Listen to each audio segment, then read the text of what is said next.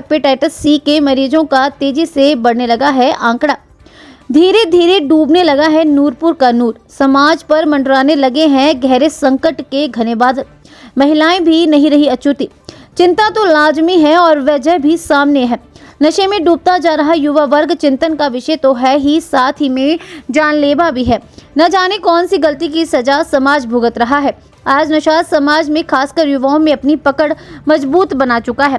Police तथा प्रशासन के लाख प्रयत्नों के बावजूद नशे के कारण युवा वर्ग घातक बीमारियों के मकड़जाल में फंसता ही जा रहा है। आपको याद होगा कि महज 2 माह पूर्व हमने नशे के कारण युवाओं में फैली घातक बीमारियों के आंकड़े आपके सामने रखे थे, जो कि डराने वाले थे। मगर 2 माह भीतर ही यह आंकड़े दिन दूनी तथा रात चौगुनी रफ्तार से बढ़े हैं तथा ये आंकड़े पहले से भी ज्यादा डराने वाले हैं।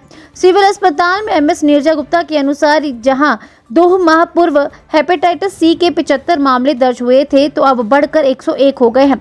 इसके साथ ही एचआईवी के 31 मामलों से बढ़कर 34 हो गए हैं तथा हेपेटाइटिस सी का भी एक मामला बढ़ा है, जिनकी संख्या पहले 7 थी, जो कि अब 8 बढ़कर हो गई है।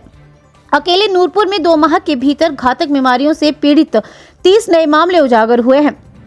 एमएस नीरजा गुप्ता ने चिंता जाहिर करते हुए बताया कि ये मामले लगातार बढ़ रहे हैं। उन्होंने बताया कि घातक बीमारियों से ज्यादातर युवा वर्ग पीड़ित है, जिसमें महिलाएं भी पीछे नहीं हैं, जिनकी उम्र लगभग 30 वर्ष से कम है तथा इससे काफी परिवार भी बर्बाद हो रहे हैं। उन्होंने कहा कि एक ही सिरिंज से ये युवा एक दूसरे को तथा दूसरे से तीसरे को खामोश मगर दर्दनाक मौत बांट रहे हैं। तो हमारे स्क्रीन हुए हैं पेशेंट, जो बेनिफिशियरी हमारे, उसमें 135 स्क्रीन हुए हैं। उसमें से HIV positive 34, hepatitis C positive 101 और हेपेटाइटिस बी पॉजिटिव 8।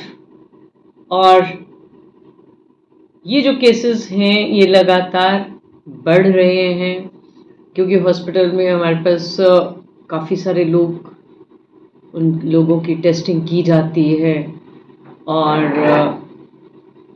इनमें कुछ हमारे काउंसलर्स जो हैं वो काउंसलिंग करके उनके जो कॉन्टैक्ट्स हैं उनको हॉस्पिटल में बुलाते हैं और स्क्रीन करते हैं। तो काफ़ी सारे हमारे ड्रग यूज़र्स जो हैं उनको स्क्रीन किया जा रहा है और फिर उनमें से जो जैसे हेपेटाइटिस सी पॉजिटिव हैं या HIV पॉजिटिव हैं उनको कुछ को हम टांडा भी भेजते हैं और जो ऑन ट्रीटमेंट चल रहे हैं उनके परिवार की, उनके सभी जो भी उनके कॉन्टैक्ट्स हैं उनको काउंसलिंग भी की जाती है, सो दैट उनको एक अवेयर किया जा सके कि ये एक बहुत ही घातक बीमारी है जो फैलती जा रही है हमारे खासकर यंगस्टर्स में। और ज़्यादा ये लोग जो हैं यू 24 to 30 इयर्स एज से कम लोग हैं, उम्र के लोग हैं, और इससे बहुत सारे परिवार जो हैं वो तबाह हो रहे हैं।